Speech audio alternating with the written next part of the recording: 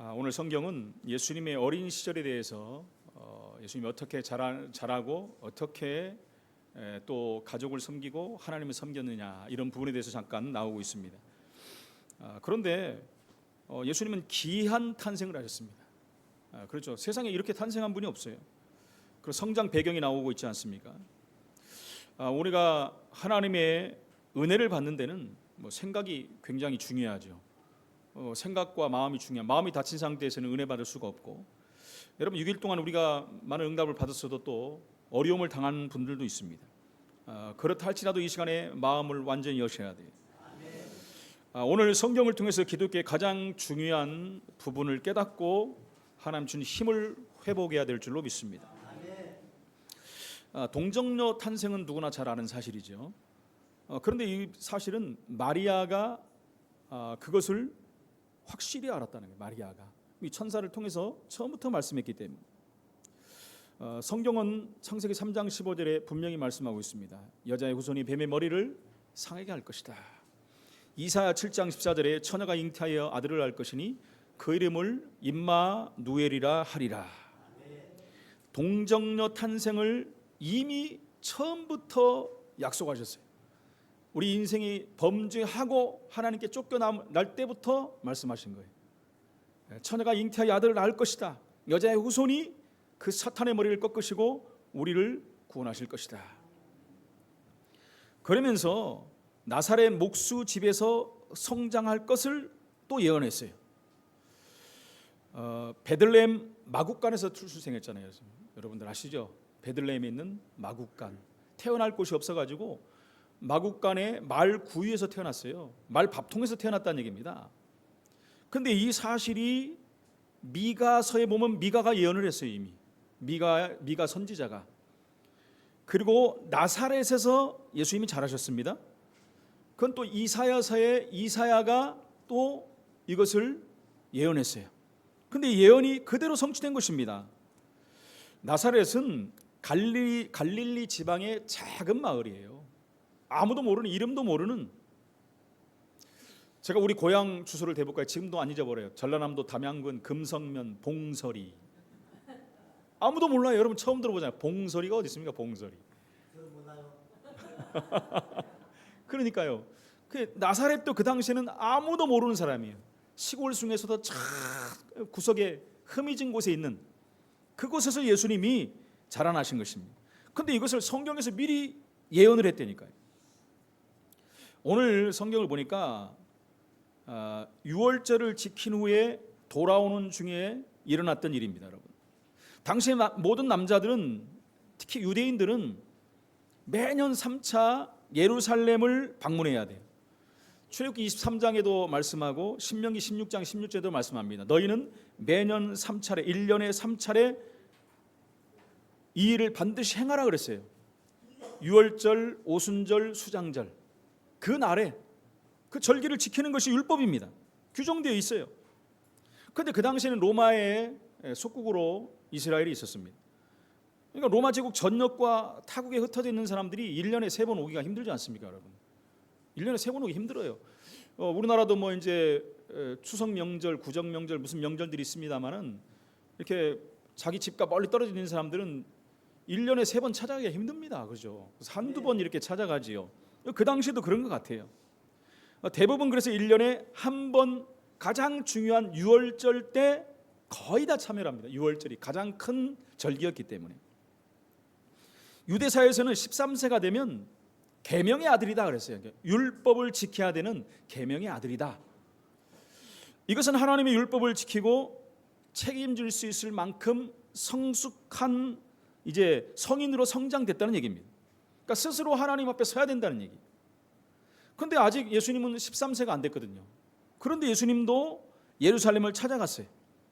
성년이 되실 준비를 하기 위해서보다 유대인의 가장 큰 절기이자 유월절의 주인공이시기 때문에 부모를 따라 그것을 찾아가셨을 것이다 라고 성경학자들이 얘기하고 있습니다. 그런데 여러분 2장 46절 47절에 보니까 사흘 후에 성전에 만난즉 무슨 말입니까? 예수님이 다 마치고 돌아가는데 하루길을 이미 갔는데 예수님이 안 계신 거예요. 부모님도 참 희한하죠. 자기 아들이 없어졌는데 하루 지나서 알았대. 그래서 제가 참 희한하다. 그거 말이 안 되는데 찾아보니까요. 혼자 간 게 아니에요. 가족 친족들과 많은 이웃들과 같이 동행을 하는 거예요. 그러다 보니까 이제 십몇 세가 됐으니까 거의 뭐 성년이 돼가니까 알아서 하겠지 하고 놔뒀겠지요. 보니까 하루가 지나서 보니까 예수님이 안 계셔. 그냥 비상이 걸린 거죠. 그래서 돌아간 거예요. 다시 예루살렘으로 돌아간 거예요. 돌아갔더니 사흘 후에 성전에서 만났대. 사흘, 3일 만에 만난 거예요. 다 잊어버린 줄 알았겠죠. 그런데 예수님이 뭘 했냐면 선생들 중에 앉아서 그들에게 듣기도 하시고 묻기도 하셨다. 그런데 여러분, 듣는 자들이 그 지혜와 대답을 놀랍게 여겼다. 놀랍게 여겼다. 여기서 선생들이라는 것은 여러분 랍비, 곧 율법 학자들을 말합니다. 대단한 사람들이죠. 근데 이분들과 대화를 하는데 그분들이 놀랄 정도가 돼버린 거예요. 예수님께서 선생들과 대화를 나눈 이 사건은 아이 예수가 지적인 이해력과 능력에 있어서 이미 모든 소년들을 초월해버렸다는 것입니다. 그러면서 뭐라고 합니까? 그러니까 아버지가 물어봤잖아요. 내가 왜 이렇게 했느냐, 집에 우리 따라오지 않고. 그때 하는 말이 이 말입니다. 내가 아버지 집에 있어야 할 줄을 알지 못하였나이까. 세상이 절대 알아듣지 못하는 얘기잖아요. 그러니까 부모가 그 말을 알아듣지는 못했다고 성경은 말하고 있습니다. 걱정하며 찾아다녔다는 말에 이렇게 예수님이 답변하고 있는 거예요. 내 아버지는 육신적인 아버지가 아닌 전능하신 하나님임을 가리키는 거예요. 이런 표현을 하신 것은 자신이 하나님의 아들이라는 것을 의도적으로 지금 나타내는 것입니다. 이런 기사가 또 나오죠. 가나 혼인잔치 때도 그러지 않습니까? 마리아가 와서 예수님에게 얘기하지 않습니까? 포도즙이 다 떨어졌다. 그때 예수님은 내게 무슨 상관이 있나이까 하면서 마리아가 깨닫게 만드는 거예요. 그렇지, 그냥 육신적인 그냥 기적을 일으키는 분이 아니구나. 기적을 일으키고 그분이 예수 그리스도인데 이분이 주인이 돼야 되는구나.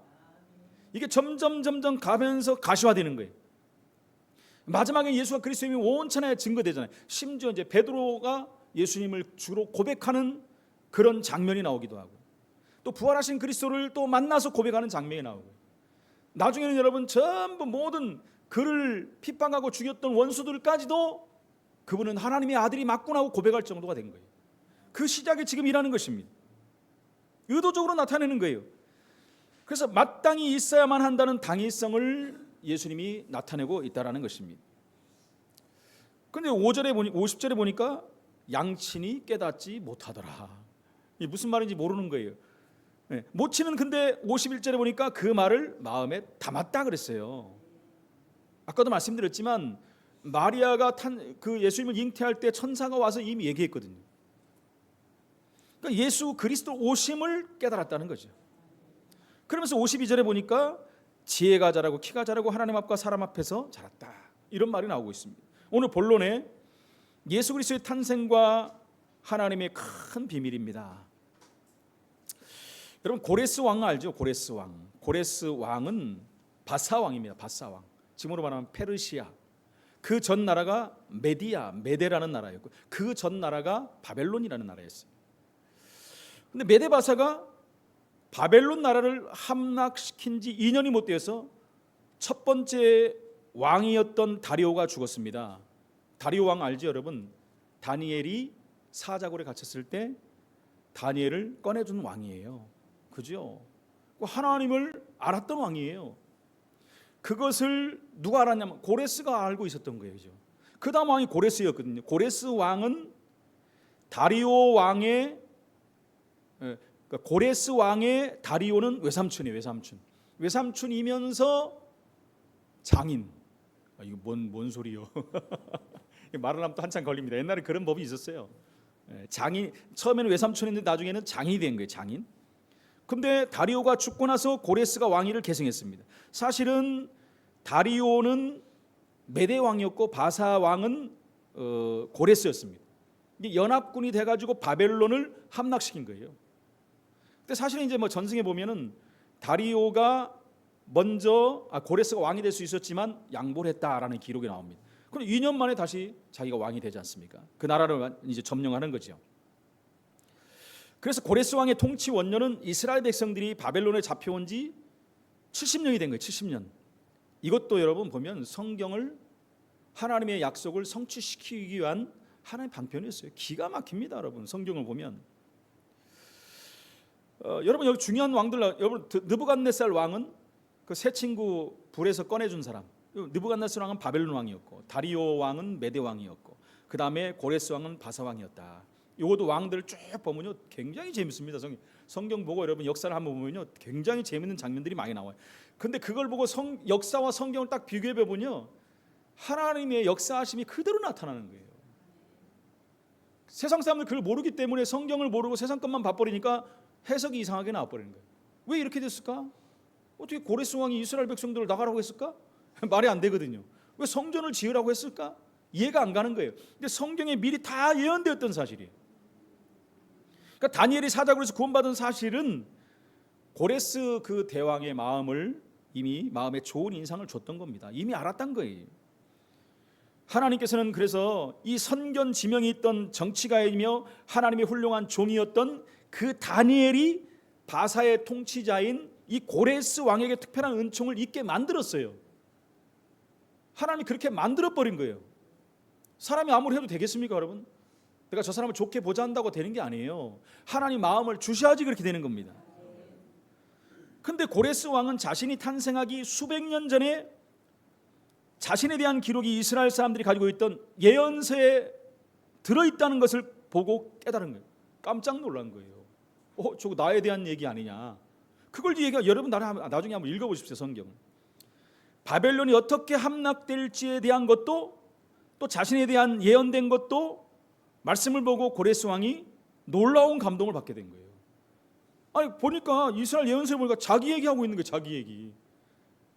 지금 위에 그 다리오 왕과 이렇게 일어났던 바벨론부터 어떤 모든 것들이 기록되어 있는데 성경에 그대로 되어 있거든요. 이게. 그러니까 놀랄 수밖에 없는 거예요. 그러면서 이사야 45장 4절부터 6절 13절에는 이렇게 나와 있습니다. 내가 나의 종 야곱, 나의 택한 이스라엘을 위하여 너를 지명하여 불렀다. 고레스 왕 말하는 것입니다. 너는 나를 알지 못하였을지라. 알지 못하지요, 그죠? 하나님하고 상관없는 그런 왕인데 나는 내게 칭호를 주었노라. 하나님이 이렇게 말씀하셨어요. 또 내가 의로 그를 일으킨지라. 그의 모든 길을 곧게 하리니 그가 나의 성읍을 건축할 것이며. 예루살렘 성을 이제 건축하는 거예요. 재건하는 것을 고레스 왕을 통해. 고레스 왕이 그랬잖아요. 가서 너희는 이스라엘로 돌아가서 성전을 건축하라. 그러면서 성전 지을 여러분 기물까지 다 줬다니까요.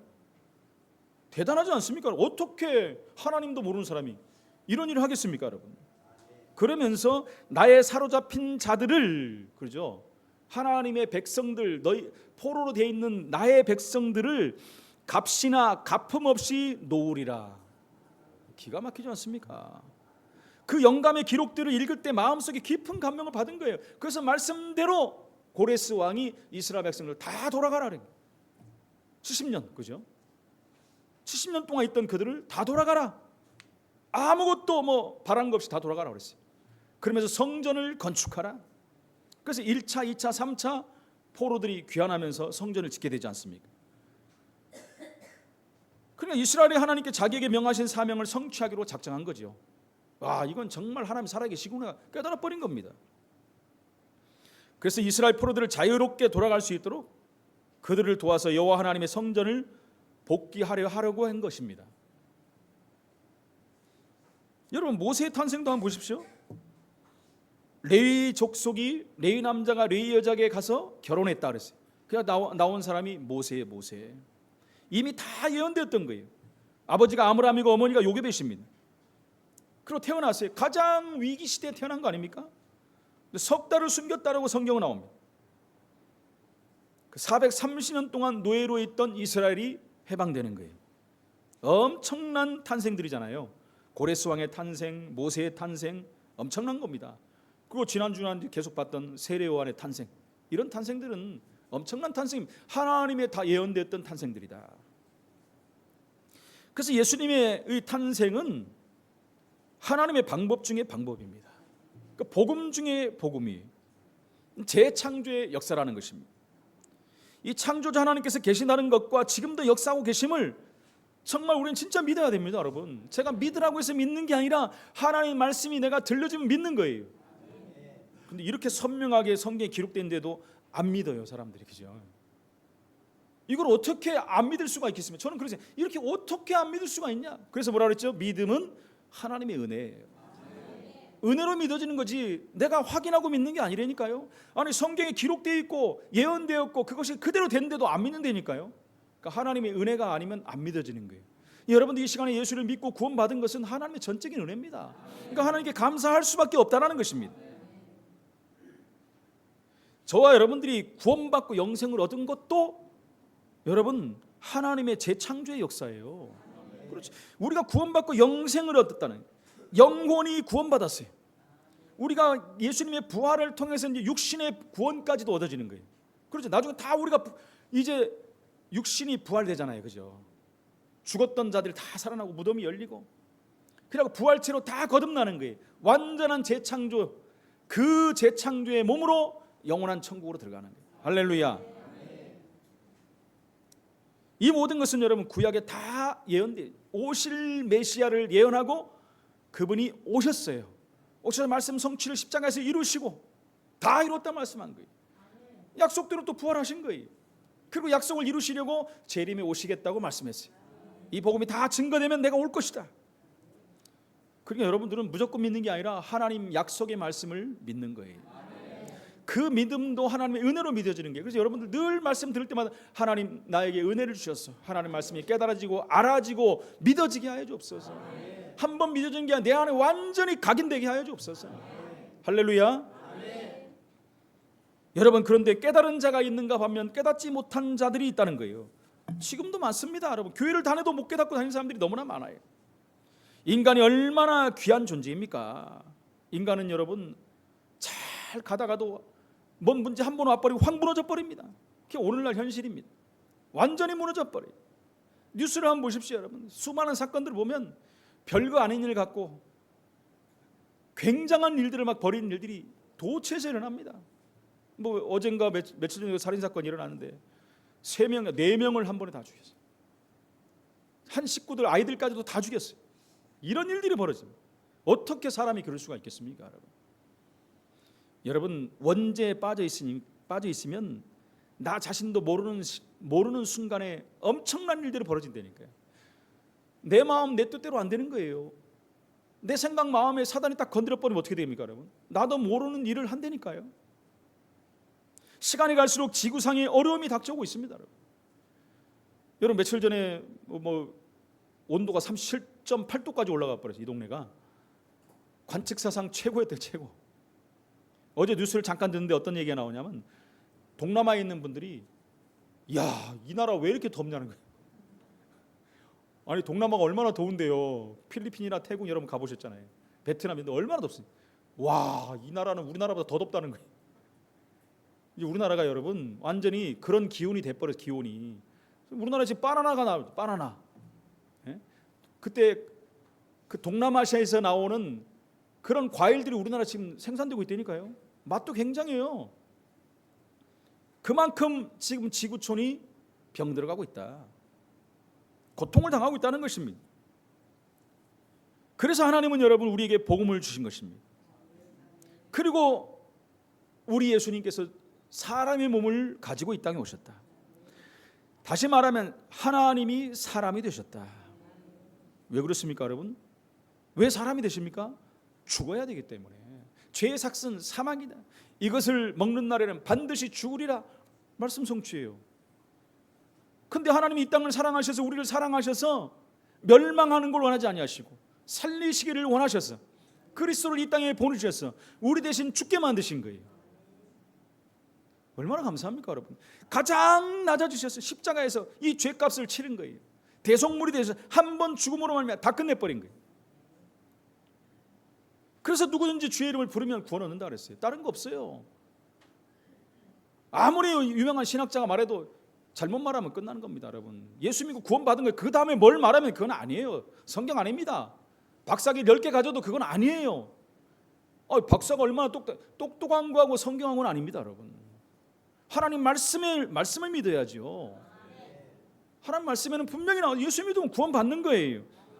뭔가 또 여러분 필요하다 그러면 예수님의 십자가의 사건이 불안한 거예요. 불완전한 거예요. 완전한 게 아니에요. 퍼펙트가 아닙니다. 예수님은 다 끝냈다고 말했어요. 오실 이유 십자가에서 끝내버렸어요. 그래서 누구든지 주의 이름을 부르면 구원받는 거예요. 하나님 자녀가 되는 거예요. 영생을 얻는 거예요. 다른 거 없습니다. 자꾸 집어넣어요. 다른 거를. 안타까운 것이죠. 그래서 여러분 동정녀 탄생이라는 것은 기독교 진리 중에 가장 중요한 부분이에요. 가장 중요한 부분. 창세기 3장 15절에 아까도 말씀드렸지만 여자의 후손이 뱀의 머리를 상하게 할 것이다. 이사 7장 14절에 처녀가 잉태하여 아들을 낳을 것이니 그 이름을 임마누엘이 하리라. 최고 중요한 부분이에요. 예수님이 십자가에 죽으시고 부활하실 것이다. 그래서 십자가와 부활은 기독교의 양대 기둥이라고 했어요. 한 가지 약화되고 한 가지만 강조해도 안 됩니다, 여러분. 십자가와 부활은 동시에 똑같아요. 기둥이 하나가 부실하면 무너집니다, 여러분. 가장 중요한 게 한국의 어떤 교회는 거기 많이 모여 사람들이 막 지방에 있는데 부활만 강조해, 십자가를 강조 안 하고 계속 부활만 얘기해. 나쁜 건 아니지만 그러다 보니까 나중에 거기 한국교회에서 이단으로 또 찍어버렸어요. 부활 말하는데 이단이 돼버려. 어디는 십자가를 말하는데 이단이 돼버려. 왜 그렇습니까? 편중되고 치중하면 안 돼요. 십자가 부활은 같은 겁니다, 여러분. 부활이 없었다면 어떻게 됩니까? 부활 없으면 우리는 소망이 없는 거예요. 미래가 없는 거예요. 부활만 많은데 십자가 없다면 우리는 구원받지 못하는 거예요. 너무나 중요한 부분들을 자꾸 놓친다는 것입니다. 이것은 여러분 우리가 그리스도인이라면 당연한 거예요, 여러분. 이 부분을 아는 것은 십자가 지고 당연히 부활해야 되는 거예요. 너무나 과학적인 것입니다. 너무나 당연한 것이고. 그런데 기독교인들이 이 사실을 일부분만 알고 있는 사람들이 너무나 많아요. 우리는 여러분 이 시간에 완전히 믿으시기를 예수 이름으로 축원을 드립니다. 누가복음 2장 52절 오늘 말씀해 보니까 육신을 가지신 것은 인간을 구원키 위해 오신 것입니다. 저는 예전에 어렸을 때부터 어머니 뱃속에서 성경을 교회를 다녔지만 사실은 안 믿어졌어요. 안 믿어지는 게 하나님의 은혜로 믿어져야 되는데 안 믿어지는 게 말도 안 되는 소리만 써 있잖아요, 그죠? 어떻게 믿어집니까? 그냥 다닌 거예요. 그러니까 어느 날 교회를 떠나버린 것이죠. 여러분 그러던 어느 날 인간은 별 수 없음을 깨달았습니다. 저는 별 수 없음을 제가 깨달았어요. 죽으라고 살아봤는데 안 돼요. 열심히 살아봤는데 안 돼요. 오히려 다 배반하고 배신하고. 그러다 어느 날 한계가 있음을 알고 제가 손드는 거예요. 정말 믿어지는 거예요. 영적인 세계가 믿어지는 거예요. 우리 하나님 믿어지는 거예요. 천국과 지옥이 믿어지는 거예요. 사단이 있음이 믿어지는 거예요. 그러면서 성경이 이해가 되는 거예요. 그전에 성경만 읽으면 막 골치 아프고 머리 아프고 제가 또 막 파고드는 성격이라고 막 한 절을 못 나가 계속 들어가다 끝나버려. 이러다 내가 돌아버리겠다. 안 읽고.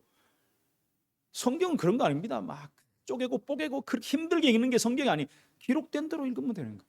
하나님 주신 대로 읽으면 되는 거예요. 그러면서 성경이 그렇게 쉽게 이해되는 게 얼마나 감사합니까? 너무너무 감사한 거죠. 오늘 보니까 예수님이 지혜가 자라다. 우리에게 하나님을 알리는 지혜입니다. 무슨 말이에요? 지식적인 성장을 말하죠. 우리에게 하나님을 알리는 지혜. 그리고 키가 자라고 우리 육신적인 것을 위해서 주님께서 또 오셨습니다. 고장난 인생, 그죠? 풍랑만 난 인생 치유하기 위해서 오셨다. 그리고 사람 앞에서 인간 세상의 모든 문제를 오셨습니다. 사회적 성장입니다. 인간은 여러분 어쩔 수가 없어요. 세상의 모든 문제 해결할 수 없습니다. 하나님만이 하실 수 있는 거예요. 그래서 하나님 앞에서라는 말이 얼마나 중요합니까? 하나님의 구원을 이루기 위해서 우리 예수님이 이렇게 성장하신 거예요. 그럼 우리도 이렇게 성장하면 되고 우리의 후대도 이렇게 성장시키면 되는 겁니다. 그래서 오늘 세 번째 신앙생활에 성공하려면 어떻게 해야 됩니까? 예수 그리스도의 성육신이 이해가 되어야 돼요. 다른 말로 인카네이션, 신앙용어 인카네이션. 하나님이 사람이 되셨다. 최고로 낮아지셨다. 죽기까지 낮아지셨다. 어느 정도 죽음입니까, 여러분? 십자가 형틀에서 죽으셨어요. 최고 여러분 극악 흉악범에게 내리는 사형이 십자가형입니다. 예수님이 아무 죄를 지지 않았는데 최고로 낮아지신 분이 된 거예요. 여러분 죽음 믿음이 아닌 부활하신 그리스도의 삶 믿음이 회복되시기를 예수 이름으로 축원을 드립니다. 정말 복음 가졌다면 여러분 가만히 있어도 전도되어질 것입니다. 왜요? 우리가 변하니까. 우리는 빛이니까. 어둠이 우리를 보면 보니까 보여지니까. 그래서 여러분들이 복음 앞에 서야 돼요. 하나님 앞에 서야 되는 거예요.